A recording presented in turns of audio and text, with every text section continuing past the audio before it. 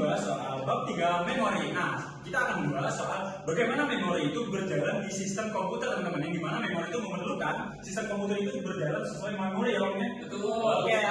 Sebelum kita masuk ke pembahasan memorinya, perkenalkan nama saya Busran Abdian dengan NIM 251 dan 20168. Nama saya Muhammad Rizky dengan NIM 251220048. Nama saya Restenanda dengan NIM 251220103. Nama saya Rizky Mulia dengan NIM 25122000343. Nama saya Rizky Ramadan dengan NIM 251220044. Oke teman-teman, tanpa berlama-lama kita akan mulai dari pembahasan pertama. Boleh nih Pak? Oke, yang pertama itu adalah definisi memori. Memori itu biasanya kita bayangkan seperti meja kerja untuk CPU. Semua data dan program yang sedang digunakan akan ditaruh ke sini supaya bisa diakses dengan cepat. Nah, kalau tidak ada memori, CPU tidak bisa bekerja karena tidak ada tempat untuk menyimpan instruksi maupun hasil proses. Sedangkan memori juga menjadi penghubung antara CPU dengan perangkat lain seperti keyboard dan hard disk. Selanjutnya akan dijelaskan oleh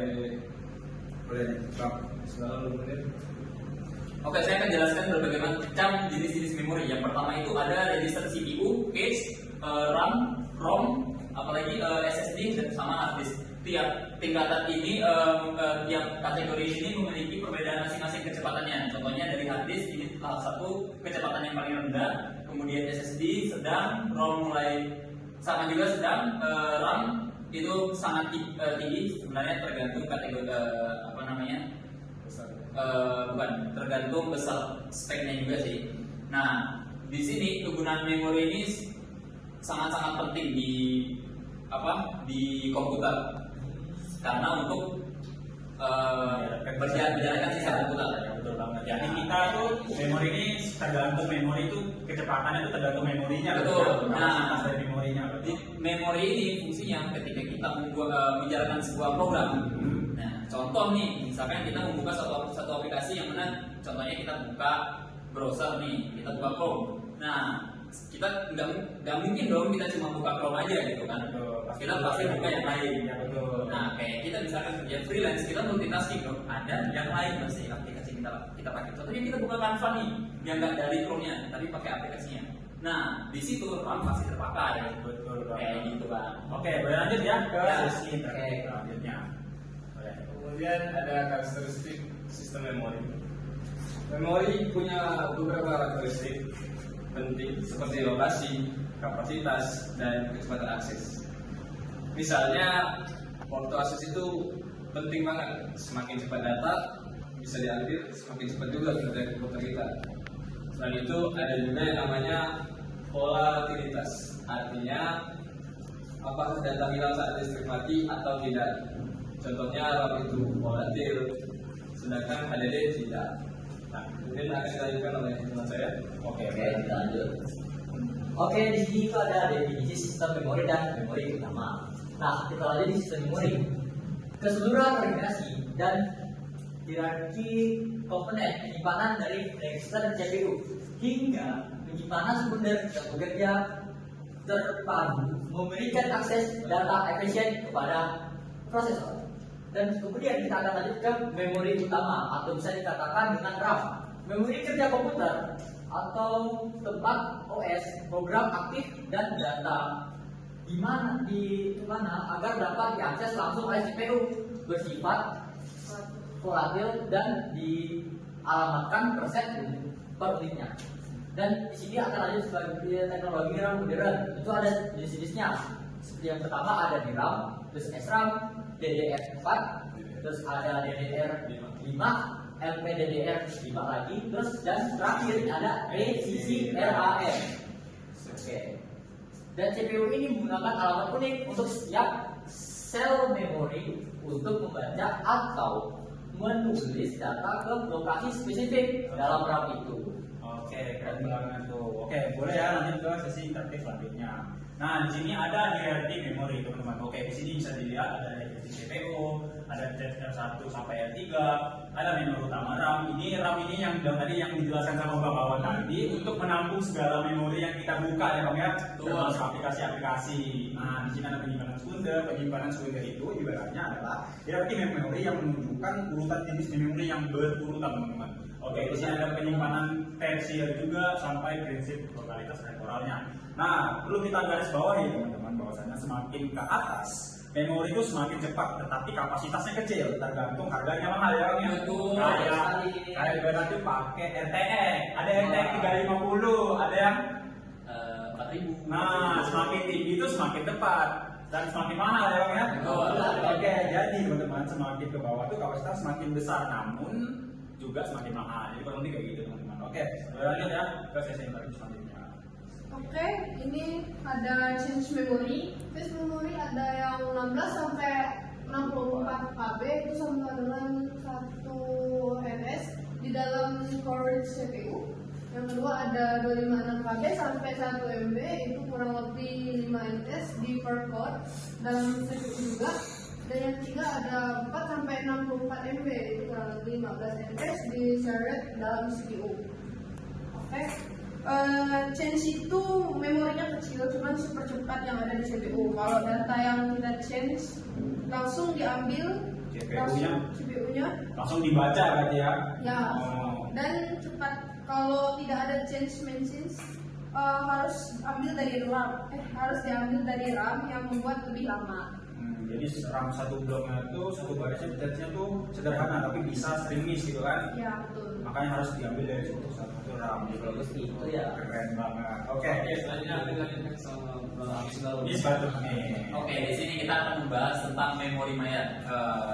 Lebih tepatnya kalau di komputer virtual memory, di mana virtual memory ini memiliki ada kategorinya, ada page table, page fault sama short space. Nah, di sini di virtual memory ini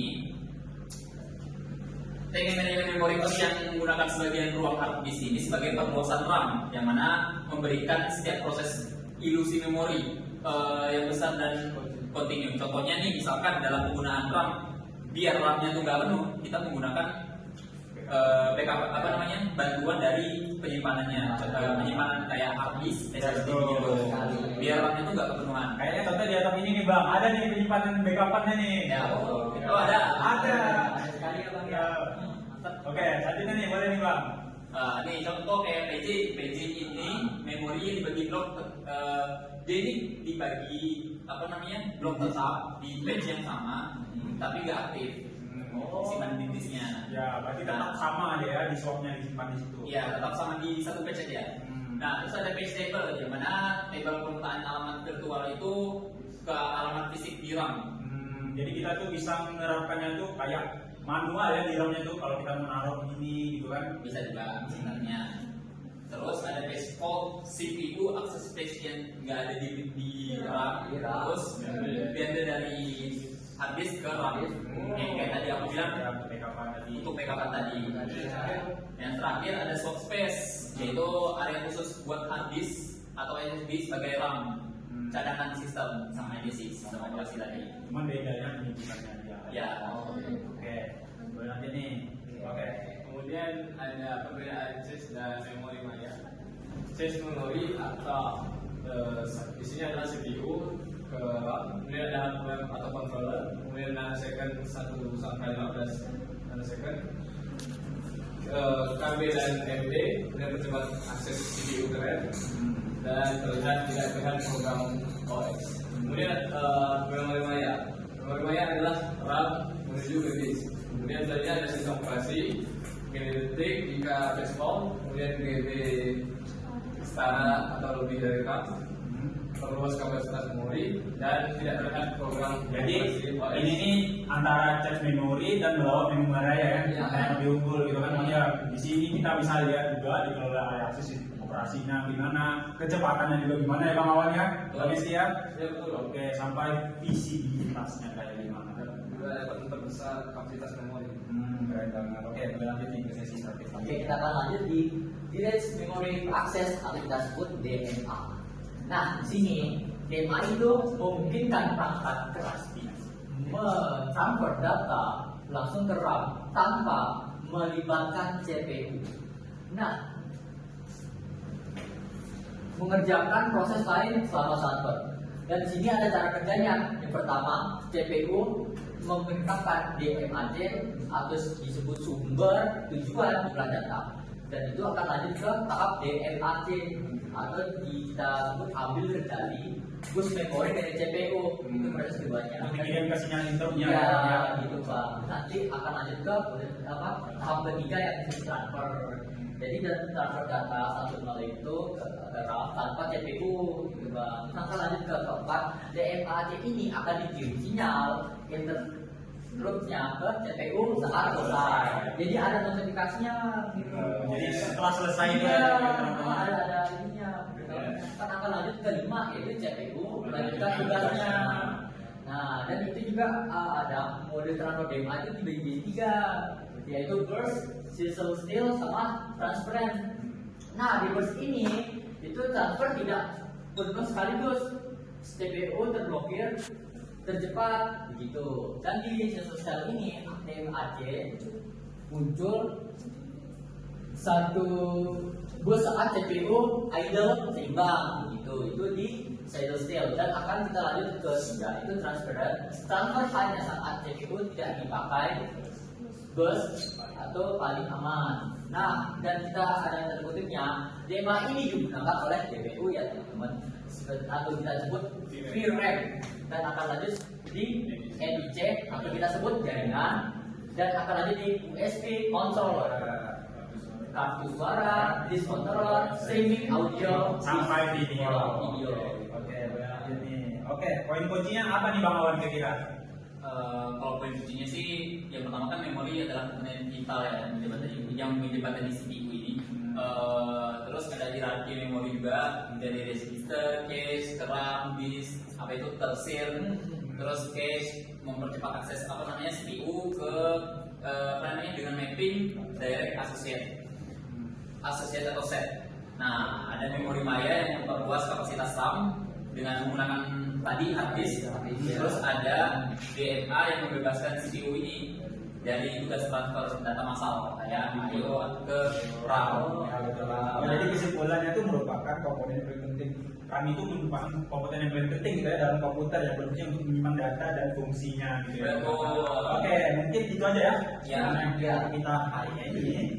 Oke teman-teman, jadi mungkin itu saja yang dapat kami sampaikan mengenai hari ini. Mohon maaf apabila ada yang kata salah atau kurang lebihnya. Ambil sisi positif dan buang negatifnya jauh-jauh. Sekian dari kami. Assalamualaikum warahmatullahi wabarakatuh. See you.